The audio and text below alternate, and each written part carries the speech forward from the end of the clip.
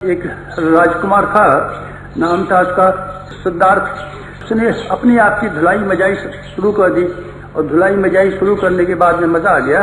उसको हमने भगवान का बुद्धावतारी, बुद्ध को हम अवतार मानते हैं, उसके लिए प्रणाम करते हैं। कहते हैं छोटे छोटे आदमी कहाँ से पैदा हुए थे, बहुत से अवतार पैदा हुए। कोई कच्छ पैदा हुआ, कोई मत्स्य पैदा हुआ, कोई परशुराम पैदा हुए, कौन कौन रामचंद्र जी, कृष्णचंद्र जी पैदा हुए।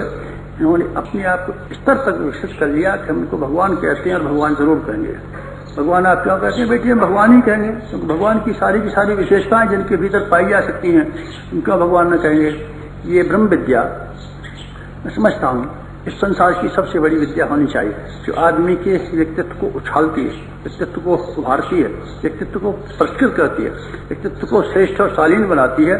इतना शालीन बना सकती है कि हम इंसान की काया में भगवान की साक्षात्कार कर सकते हैं, देवता का साक्षात्कार कर सकते हैं। इसी काया के भीतर हम ऋषि का साक्षात्कार कर सकते हैं, इसी काया के अंदर हम महात्मा परमात्मा का साक्षात्कार कर सकते हैं। ऐसी विद्या, ऐसी साइंस के लिए मैं क्या कर सकता हूँ, फिलॉसफी के लिए क्या कर सकता हूँ।